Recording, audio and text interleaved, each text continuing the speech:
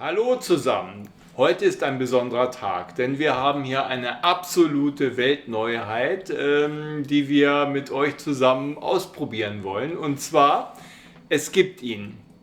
Mezcal Cristalino. Kaum zu fassen.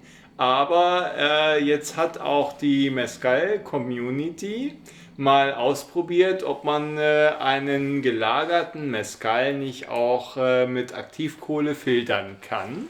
Und unser Importeur hat uns mal zum Ausprobieren diesen Contraluz Mezcal geschickt, damit wir den mal testen, um dann zu entscheiden, ob das nicht auch was für euch wäre. Ja, Martin, was sagst du dazu? Ja, ich bin ganz schön hyped, muss ich sagen.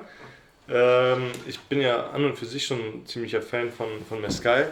Und auch wenn man das nicht so oft antrifft, auch vom gelagerten Mezcal. Das heißt, von Agavenbrand, in dem man nochmal in ein Fass gelagert hat.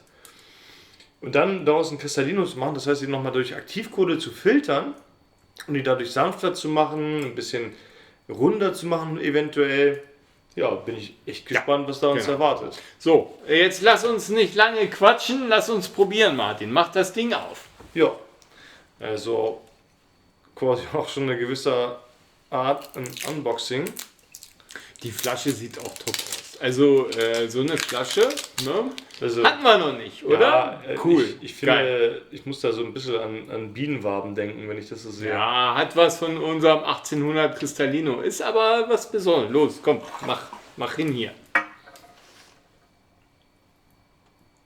Also der ist 6 Monate in Weißeiche gelagert, das habe ich schon rausgefunden. Ja. Und ansonsten wissen wir noch nicht allzu viel davon.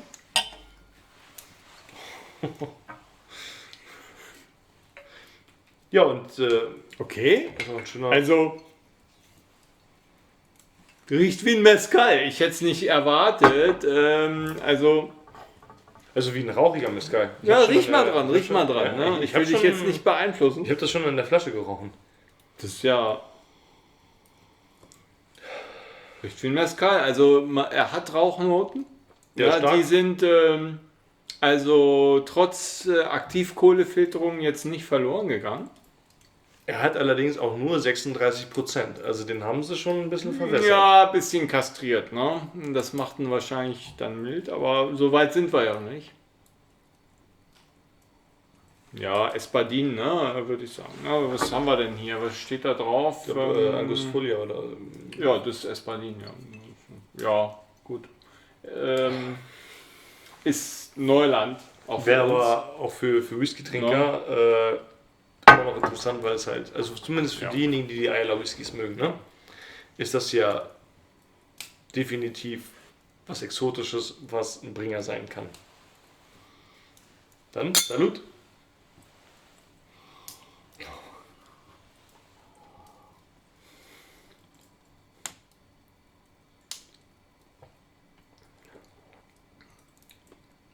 Also das mag jetzt am Alkoholgehalt liegen, aber so einen milden Mezcal muss man lange suchen. Ja, ich finde, der 400 Coneros wäre Ja, vermutlich ja hätte ich sein. jetzt auch gesagt. Der ist aber stärker. Der hat, glaube ich, mehr als 36%. Ja, aber der macht ihn schon milder. Ne? Also, Aber normalerweise sagt man ja auch, je weniger Alkohol, also je mehr man einen Brand quasi verwässert, desto mehr verliert er dann natürlich auch irgendwo an Intensität, was die Aromen betrifft. Was natürlich für absolute Liebhaber von starken Aromen eigentlich ein No-Go ist, weswegen man dann natürlich auch Whiskys und Tequilas oder Mezcals auch in Fassstärke anbietet. Das heißt, nachdem sie gelagert wurden oder so wie sie destilliert wurden, sie dann auch zu vertreiben, ohne da jetzt groß was beizumischen. Aber ich muss sagen, der ist auf jeden Fall ziemlich intensiv, obwohl der nur 36% hat. also er hat Aromen, ja. Aber, Also für einen kein Brand. Cristalino, ne? Interessant. Sucht seinesgleichen. Ne? Also wir werden mal drüber nachdenken, was wir damit machen. Was meint ihr? Oh. Alles gut? Das ist halt schon eine ganz schöne Rauchbombe. Na, Doch. Na. Also der ist stärker als der Montelobos. Definitiv stärker als der Oro de Oaxaca. Also vom Rauchigen her, ne? Nicht vom Brand. Ich würde sagen, der ist, Ja. das ist mit Abstand der sanfteste von harmlos. allen. Vom Brand her. auch was den Rauch betrifft. Echt? Ja. Oh, will ich nicht sagen. Ich finde, der ist schon schön rauchig. Wie so ein Räucherschinken. Ein milder Räucherschinken. Wer hätte das gedacht? Überraschung. Ja, aber voll der Hammer. Also, ich hätte jetzt auch nicht. Ich meine, man zügelt sich ja schon davor, Mezcal überhaupt in ein Fass zu stecken, weil Mezcal schon so eine Besonderheit ist. Jetzt wurde Mezcal in ein Fass gesteckt und gefiltert. Also eine Mode, Ja. die ja erst vor 15 Jahren aufgekommen ist. Ja, ist jung. Ja.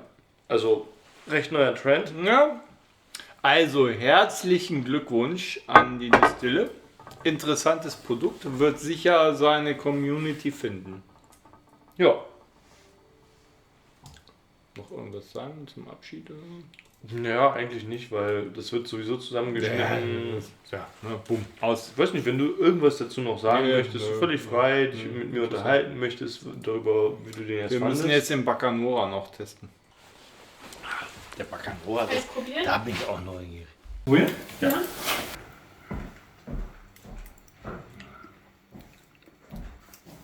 Oh, der ist.